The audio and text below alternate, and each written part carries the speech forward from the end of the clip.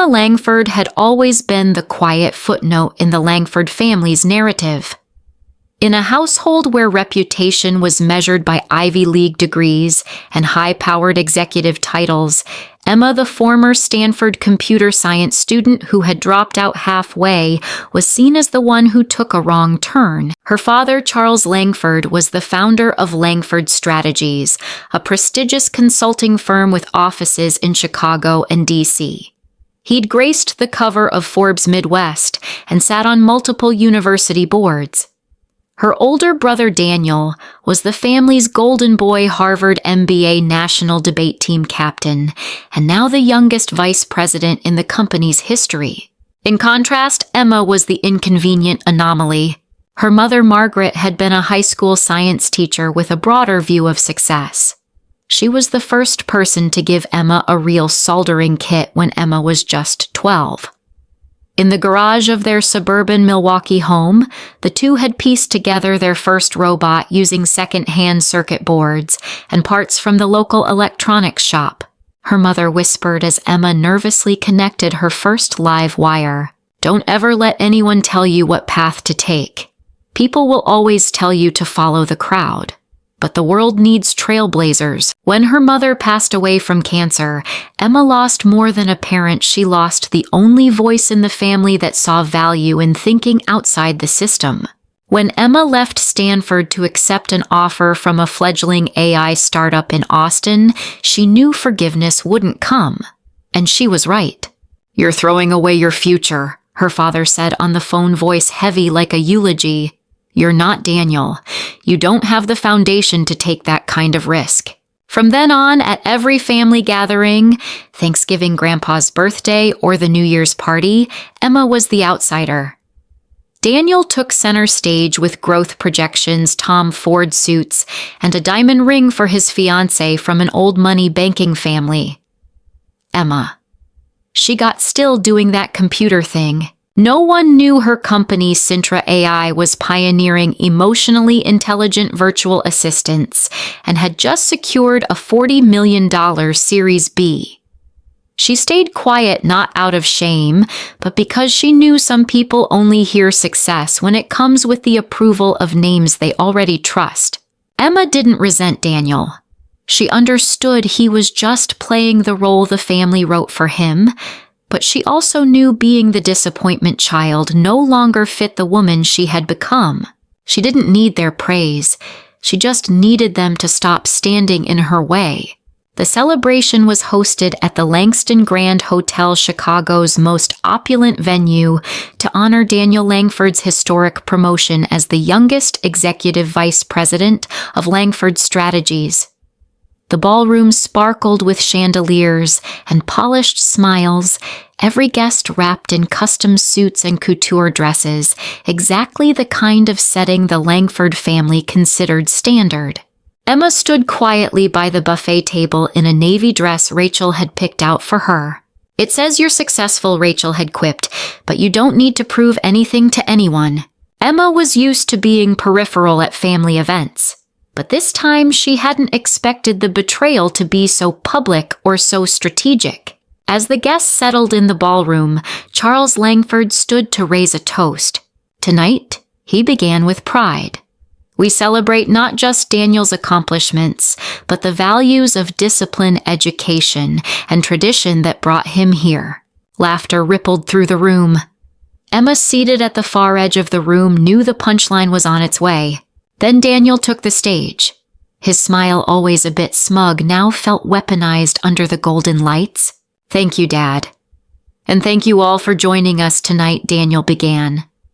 "I'd like to say a few words not just about my path, but about the lessons we learn in families." His eyes landed directly on Emma. "Many of you know my sister Emma was once a Stanford student until she dropped out to pursue a tech project. A very creative venture, as our mother would have said." Laughter erupted from the Langford uncle's table. "Unfortunately," he continued, "that company is currently facing serious financial trouble. Reliable sources in finance say her burn rate is unsustainable and delivery timelines are optimistic." The room froze. Emma felt the shift in attention. Some glances were pitying, others curious, and a few, worst of all, nodded in agreement. As her brother and a consultant myself, Daniel added smoothly, I feel compelled to help her avoid unnecessary embarrassment. So I'm formally offering to acquire Sintra AI at 20% of its paper valuation, providing her a graceful exit. Murmurs swelled like a wave. Emma's hands turned ice cold. Her father nodded approvingly from the stage. Family takes care of its own, he said. Emma didn't cry. Instead, she set down her glass, folded her napkin, and stood up. Every step away from that ballroom was heavy, but each one also said, I don't need your pity or your definition of failure. No one followed her. Emma returned to Sintra AI the next morning, still chilled from the night before when her dignity had been auctioned off over clinking champagne flutes. She thought it ended there. She was wrong. Within 24 hours, strange ripples began to form. Marcus, her CTO and longtime co-founder, knocked on her door holding a printout. Redstone Capital just pulled out of our next funding round. Sullivan Investments canceled their meeting. Emma frowned. Did they say why? Marcus hesitated. They cited insider intelligence suggesting Sintra is financially unstable and flagged our implementation timeline as high risk. Emma stiffened. She didn't need a name. She knew exactly who the insider was. Within 3 days, 3 potential investors had ghosted them. Partnership talks stalled. A bank they were in final discussions with for a credit line suddenly initiated a risk reassessment. Each rejection felt like a fresh slap. Not because Sintra was weak, numbers showed solid growth and tech leadership, but because the market had begun to believe another story, one planted seed by Bradley Langford. Emma realized this wasn't competition. It was a campaign, and the weapon wasn't data. It was concerned whispers dressed up as credible insight. Rachel, the marketing director and Emma's best friend, set a coffee on Emma's desk and stared her down. You keep saying you're fine, but I've seen it, you're breaking inside. Emma shook her head. I don't have time to break. I need to protect this company. She wore resilience like armor, but every night alone in the office, she felt like a skyscraper with its foundation slowly being eaten away, not by technical flaws, but by doubt. And the worst part was that doubt was planted by her own family. One afternoon, Marcus burst into the office, pale and tense. Emma, Sullivan just called back. They said they heard from Hayes Consulting that we only have 6 months of runway and no clear path to profitability. Emma went still, hands tightening around her glass. They don't have our internal data. Marcus nodded grimly. They don't need it. They just need someone credible like your brother to say it. And the market listens. At that moment, Emma understood. If you don't fight for your own story, someone else will write it for you. Weeks after her brother's public ambush, Emma practically lived at the Sintra AI office. She slept on the worn-out sofa in her corner office, fueled by protein bars, stale coffee, and spreadsheets that kept getting harder to believe in. Since Bradley launched his quiet sabotage campaign each morning, brought another investor backing out another client, hesitating another resignation letter on her desk. Emma poured every waking moment into trying to prove Sintra wasn't crashing, it was just under attack. But the more she pushed, the more her body began to rebel.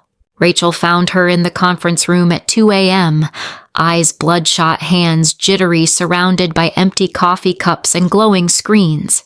When's the last time you actually slept? Rachel demanded, half angry, half terrified. I'll sleep when this stabilizes, Emma shot back. Marcus started noticing too.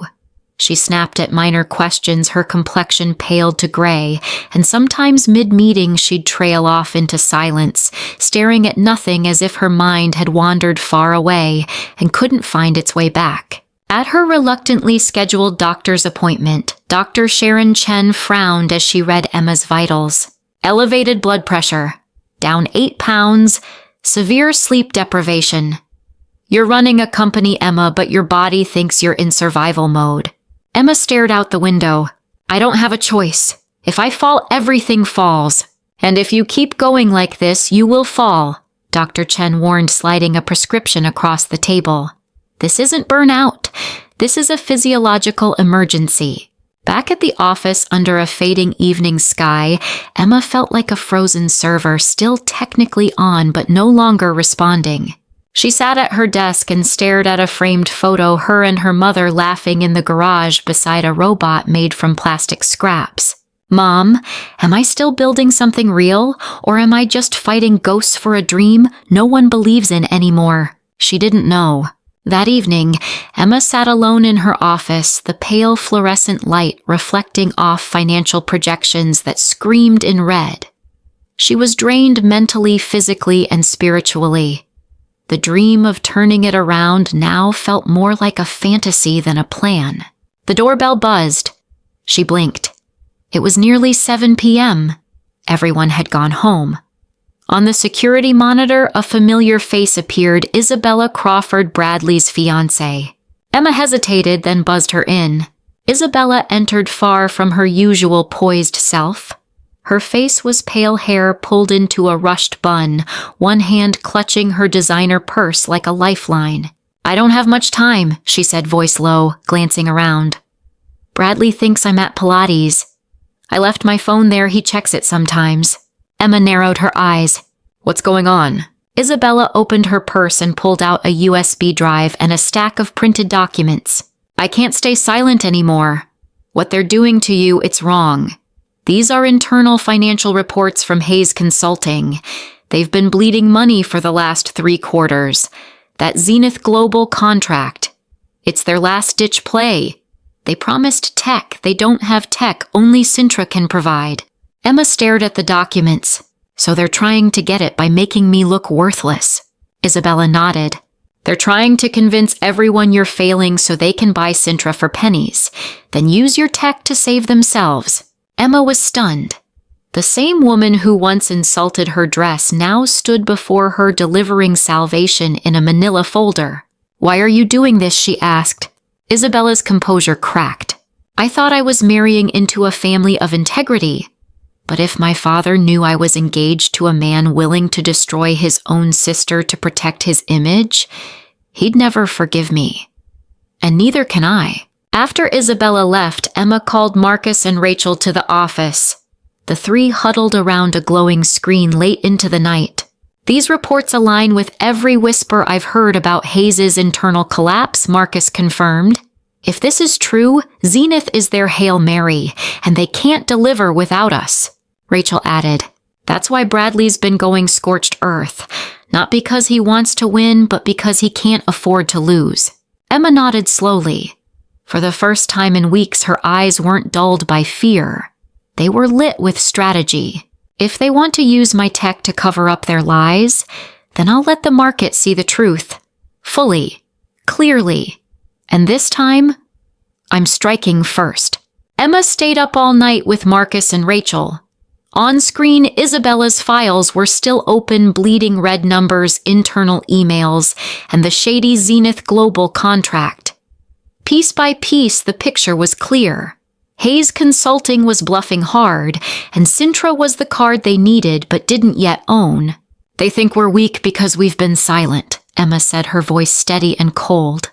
But now, we let our tech do the talking. Marcus nodded. If we accelerate the adaptive learning algorithm release, we could demo it early. Show Westfield and the industry what Hayes can't replicate. Emma met his gaze. How long? 3 weeks with overtime. 6 at the current pace. Then it's 3. The next 3 weeks, Sintra's office turned into a war room.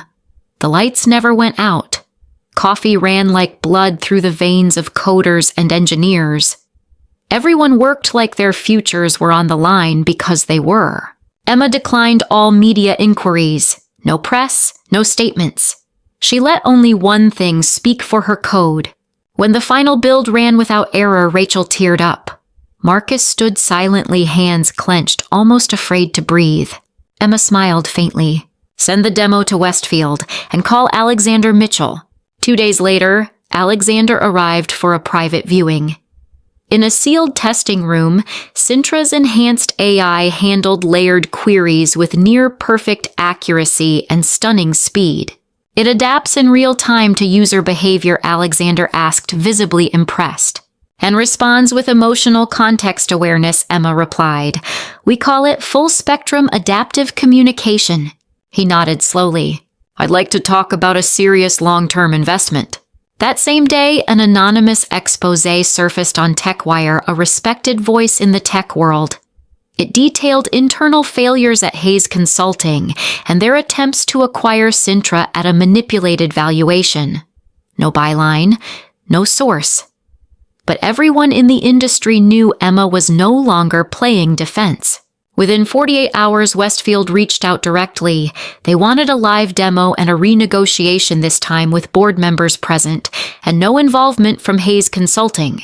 Emma knew the tide had turned. The day of the demo, Sintra's office was reset like a war room. No banners, no cameras, no PR.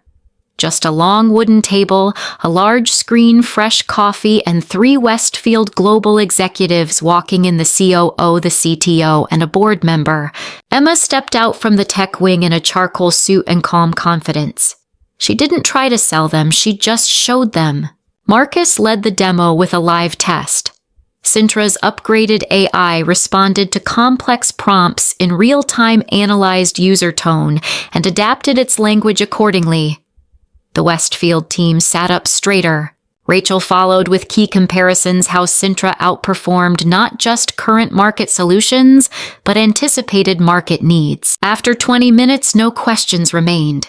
The CTO of Westfield leaned forward, eyebrows raised.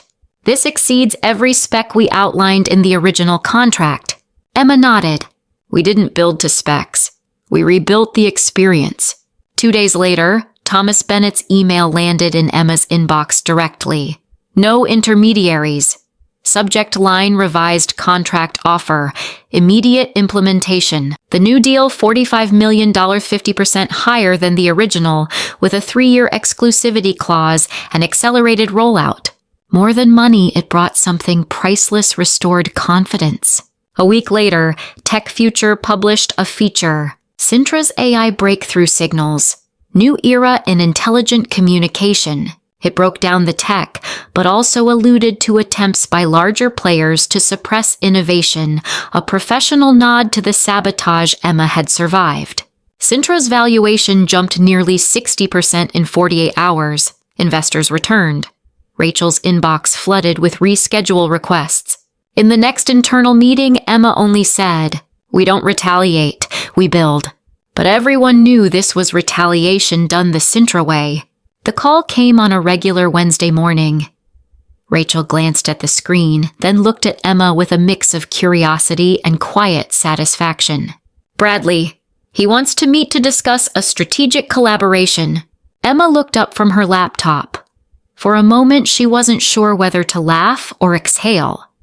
Part of her had expected this call not for vindication, but as proof that the tides had finally turned. She told Rachel, "Book him Friday night. Somewhere public. The busier, the better."